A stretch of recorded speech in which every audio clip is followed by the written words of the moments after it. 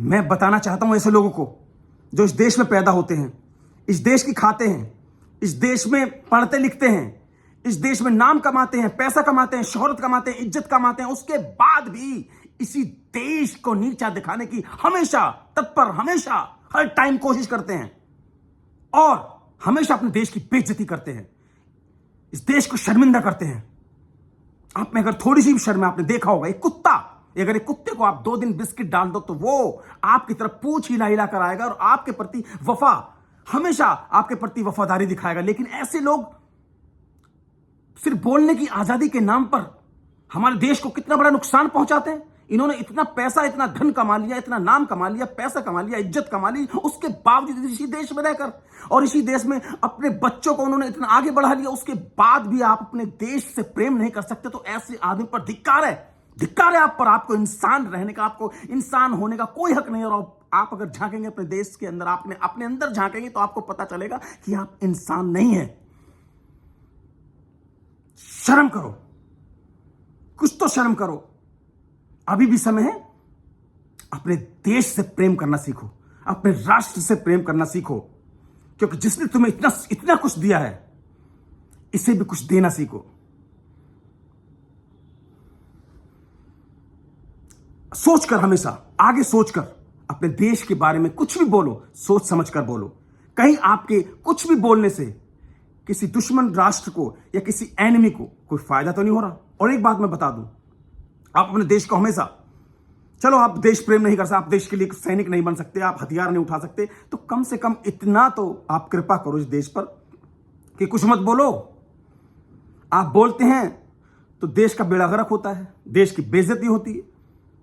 और आपके जो वीडियोस हैं, आपके जो बोलने की आजादी के नाम पर जो कमेंट्स हैं, जो बोलने की आजादी के नाम पर आपने जो कुछ भी बोला होता है, उसी वीडियोस को, उन्हीं क्लिप्स को उठाकर वो दुश्मन देश यूएन में दिखाता है, दूसरे कंट्रीज को दिखाता है, विदेशों में दिखाता है। देखिए इस देश में तो ऐसे ये लोग, देखिए इस देश में तो ऐसे लोग हैं, ये लोग खुद दुखी हैं, इस देश से परेशान हैं।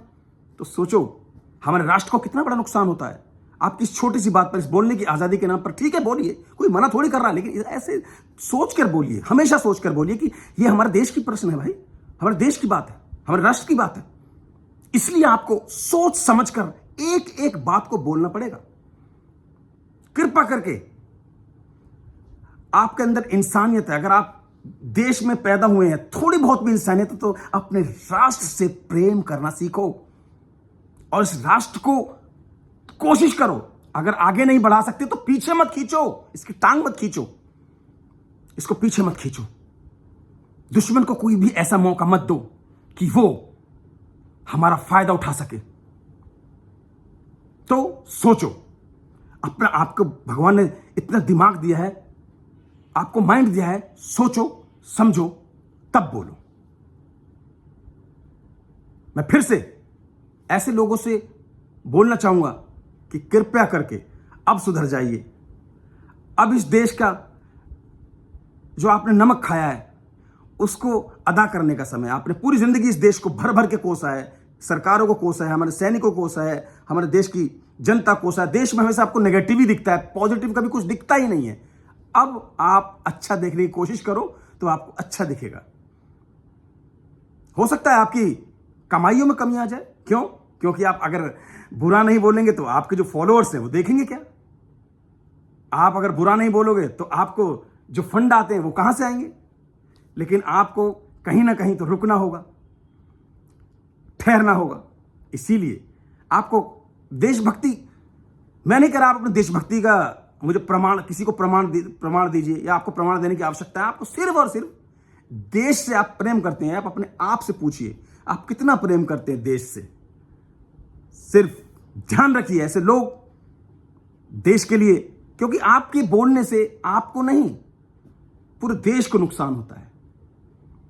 और जब गोला आता है ना, जब मिसाइल आती है, तो ये नहीं देखेगी कि आपने हमारे देश के विरुद्ध कितना बोला और आपने हमारे देश के कितने अच्छा बोला या आप देश प्रेमी के नहीं, वो आप पर भी गिरेगी, आप भी नहीं बचेंगे। तो इसीलिए भैया हमारी हाथ जोड़कर विनती है कि देश के बारे में सोचो और सोच समझ कर बोलो। धन्यवाद। जय हिंद।